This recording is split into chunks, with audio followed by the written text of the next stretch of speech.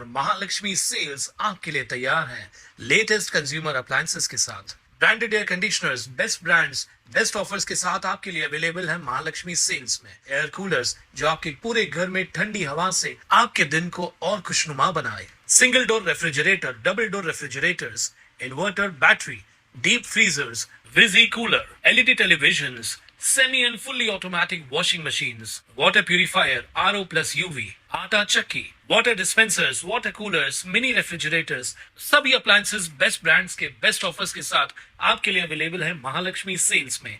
दादांना मी लहानपणापासून एकदम जवळून पाहिलेलं आहे। पिंपरी चिंचवडमध्ये जे पण आत्तापर्यंत कामं झालेली आहेत पूर्ण पुणे जिल्ह्यामध्ये त्यांनीच केलेली आहेत पूर्णपणे। म्हणजे मला लहानपणापासून माहीत पण नव्हतं राजकारण काय असतं काय नाही। आम्ही नेहमी फक्त त्यांना बघत आलेलो आहे राष्ट्रवादीला।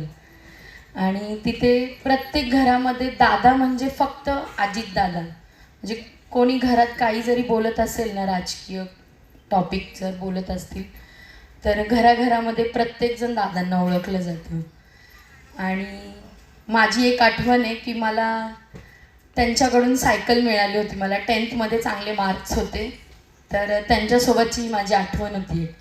मी जेव्हा लग्न करून इकडे आली मला भेटवलं होतं पप्पू साहेब त्यांना, तेव्हा ही आठवण मी त्यांच्यासोबत शेअर पण केली होती की मला तुम्ही मला सायकल दिली होती। तर ते एकदम डाऊन टू अर्थ होते। एवढंच बोलू इच्छिते। थँक्यू। दादा की जब दादा का पता चला तो यही हुआ कि टाइम पर आने वाला व्यक्ति आज टाइम पर नहीं पहुंचे बारामती। मैं कुछ बातें याद आ रही थी कि पप्पू कलानी जी और हम सब बैठे थे और महानगर पालिका के चुनाव के पहले मैं, मनोज लासी जी, संतोष पांडे और हमारे आनंद प्रांशपे हम सब दादा से मिलने गए थे और उन्होंने कहा था कि आप हमारे साथ आना जरूरी है। पर हमने कहा कि हमको अब शिवसेना में हम आदरणीय शिंदे साहब के साथ हम जा रहे हैं।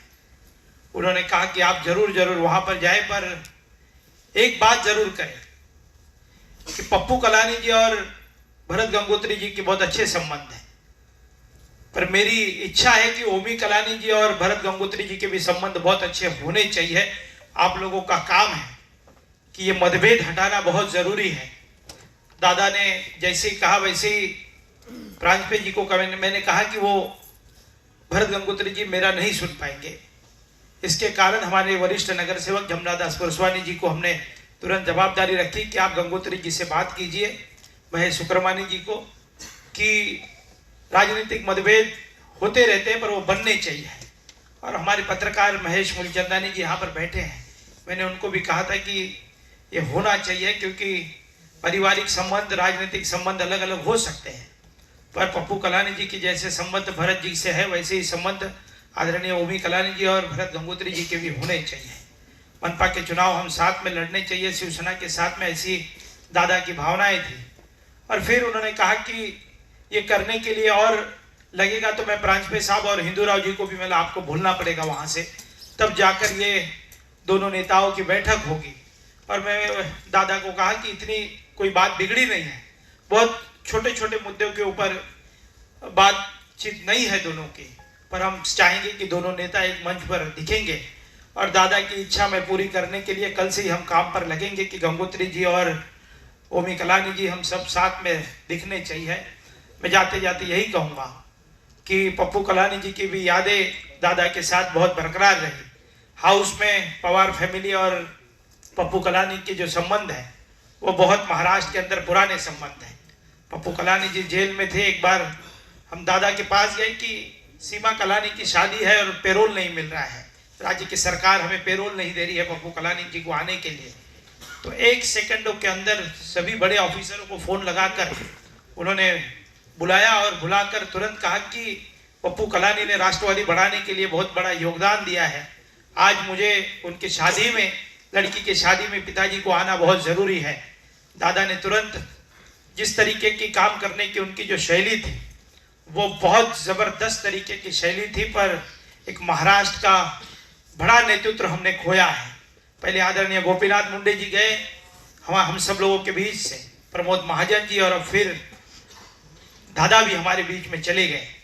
पर दादा जाते जाते मैं यही कहूँगा कि मनपा चुनाव के पहले जब हम मुलाकात करने गए थे, मैंने गंगोत्री जी से बात नहीं की थी कभी, और पर जाते जाते उन्होंने ये जरूर कह के गया था कि दोनों नेताओं को साथ में बिठाने की जो जवाबदारी है वो ब्रांच साहब को और आप लोग वहाँ पर जाकर करेंगे।